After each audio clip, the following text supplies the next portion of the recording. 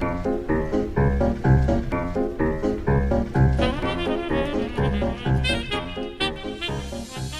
hello there.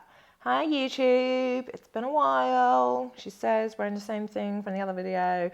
So, yeah, once again, loved the Ask Me Anything video. They got so many comments. It was wicked. All these comments kept flying in. I was flying myself, being like, oh, this is great. This is what the saxophone community is all about. Saying that, it's making for a very long answer, so I'm breaking the answers up into several videos. So I'm on to, oh no, I can't pronounce your name, Zay Bozikanin. First of all, I'm going to ask you a question. Where are you from? You have a crazy name and I like it. Good question. Who's your photographer, editor, Chez? Besides the fact that you're beautiful. I don't feel that way. I feel overheated and shiny, but thanks. You have great promo material and IDs too. Oh, great. Thanks, hon. Yeah, it's one of my dear friends that I've known since I was a teenager. He is called James Cole, and if you check out Instagram and look up James Cole Photography, what is it? Tell me. What? That's what it's called, is it not? Photo. If you go on it, I think we shouldn't edit that out because it's funny. My bad. I knew that. Hashtag James Cole Photoworks on Instagram. Then you will see his other stuff. Available for weddings, bar mitzvahs, funerals. Anyway, moving on. James Lindridge. I learned to play alto from a young age, but unfortunately a militant teacher and grading system put me off. Oh, that's sad. Your videos have inspired me to pick it back up. I suck, but it's coming back slowly. Little and often. So firstly, thank you for that. I'd like to know, in your opinion, how important do you think the British grading system is for becoming a musician? Interesting. Well, I teach 1 day a week, so I've got about, 10, 12 pupils, and only about half of them do the grading system. So it is good for two reasons. The main reason I would say is the motivation, because obviously it's very goal driven. I have to get this perfect by that date. So for me, it was really important. I think I'm one of these people that I don't know, I think I struggle to prioritize.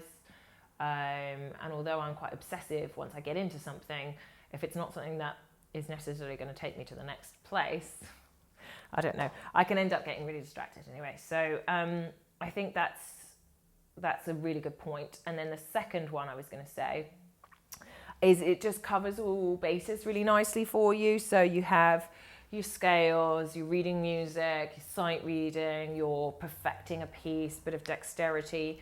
They're going to mark your musicality, so what you're bringing shape to the piece, all of these things that I think can get overlooked if you're just learning independently. So kind of a big thumbs up for me, but I'm going to sit on the fence and say that it's certainly not essential to becoming a musician. And it can often actually lead you to not really learn to hear music in the right kind of way. So I actually didn't learn to play by ear until I was like 17, which is really important for improvising, is to be able to play by ear. So it's about getting a balance, really. So thanks, James.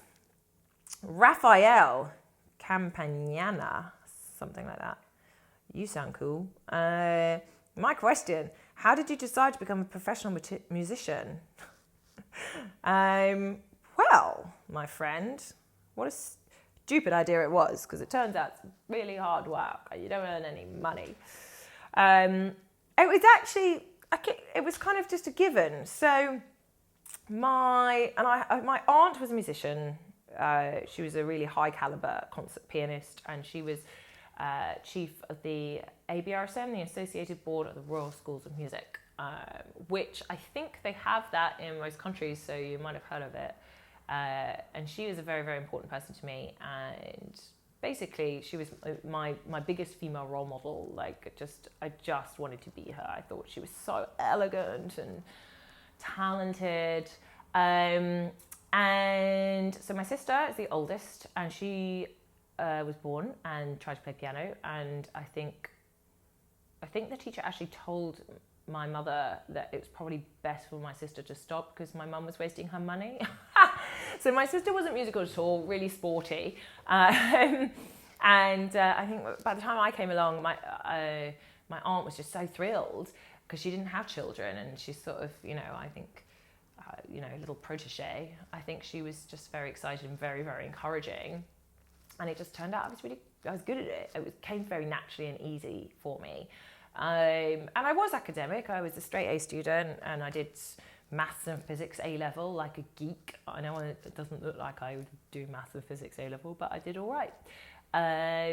So I could have done other things, but it was just the obvious choice. It was my passion from literally 7 years old.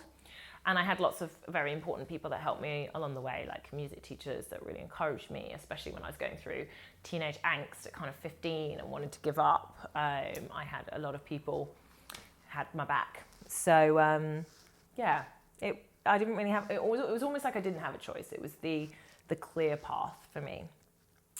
So thanks for that. Lauren, I think this might be my last one, from Laurent Ferrier. I'm saying that with a French accent because I think you might be French. Hello, Chez. Thank you for all your videos. How funny would it be if he's from like Essex or something? It's just Lauren. Or like Birmingham. Lauren. I should really stop doing accents and just answer the question. Okay. Everything sounds so good when you play it. I'm currently playing Autumn Leaves on tenor, starting with F sharp. I would like to know your advice on playing this specific song. Okay. Another question, there's a huge amount of music scores on the internet. Many of them are free, but quality is not always the one I expected, even for non-free music. Do you have any advice on where to find quality music scores? Okay. Well, so first of all, Autumn Leaves, I'm going to kind of dodge that question and say, I feel like I haven't done enough jazz, actually, on the channel. So I'm going to do that. I'd like to do St. Thomas. I don't even think I've done Fly Me to the Moon yet, which is an obvious one. Or have I? No, I have done that one. Ooh, maybe put the link above my head now. So I'll do a video on Autumn Leaves soon so that I can give you a really thorough tips on all of that. But your other question, where to find decent music, I mean, it is one of those you get what you pay for. If you're looking up free stuff, it'll often be that actually if you want to change key, they charge you to change the key. So I would say, it depends what you're looking for, but all of the jazz stuff you can get from real books. So there's so many of them, but there is Real Book 1, 2, and 3, and then there's, I think it's called Fake Book 1, 2, and 3. They're actually all online for free, I think. All of the jazz tunes should be fine. You can just Google image them. If you're looking for anything a bit more contemporary or any of the pop stuff that's been transcribed, I would recommend you just kind of pay for it. So if you're UK-based, Chamberlain Music are the good ones to go for. Internationally, a little bit stumped. What's an international one? I will, next to your name, I'll have a little Google around and try and give you some advice on where you can get decent music, and I'll put a link in the description box for you, Mr. Laurent Ferrier, who's potentially just from Essex, we just don't know. Okay, I'm gonna call it there, and I will do another video for all of you guys who haven't been answered yet. So thanks for your patience, and thanks for watching, and thanks so much for supporting the channel. I love all of you to pieces. You're awesome. Bye, guys. So I am serious about this subscribing thing. Hit that button. Do it. Do it, or I'll drop the tag. I will. I'll do it.